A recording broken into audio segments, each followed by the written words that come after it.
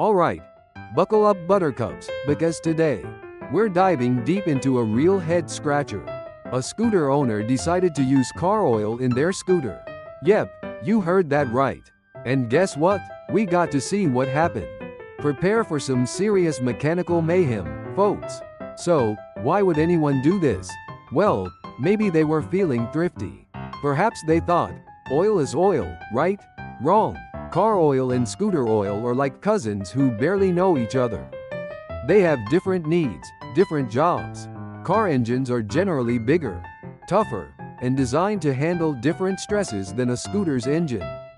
Scooters, on the other hand, often have smaller, more specialized engines.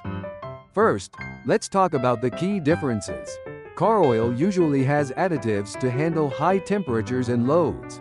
Scooter oil, however, often needs to lubricate both the engine and the transmission, which are sometimes combined into a single system.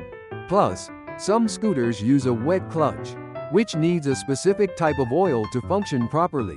Using the wrong oil can lead to all sorts of problems. Think of it like feeding a cat dog food. Sure, they'll eat it, but it's not going to do them any favors. Now, onto the scooter in question. We're not going to name names to protect the guilty. But let's just say this particular scooter owner thought they were being clever. They poured in the car oil, fired up their ride, and, well, things didn't go as planned. After a while, the scooter started acting up. It became sluggish, and the engine wasn't running smoothly. The owner, bless their heart, probably thought, well, that's odd.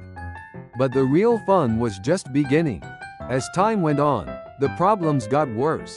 The engine started making strange noises, like a dying robot gargling gravel. Performance continued to plummet. Eventually, the scooter wouldn't even start. Oh, so, what did we find when we took it apart? Let me tell you, it wasn't pretty. The engine was a mess. The car oil, designed for a completely different environment, hadn't provided the right lubrication. Parts were worn down prematurely, and there was a buildup of sludge and gunk.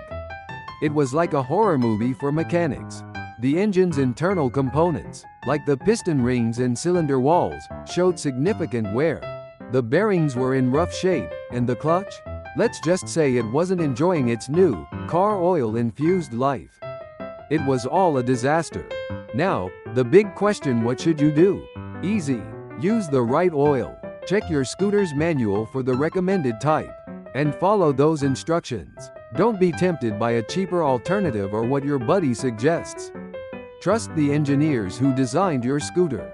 They know what they're doing. So, the moral of the story? Stick with scooter oil, folks. Your engine will thank you. And maybe, just maybe, you'll avoid a trip to the mechanic with a sad, broken scooter. That's all for today. Stay safe, and keep on scooting. With the right oil, of course.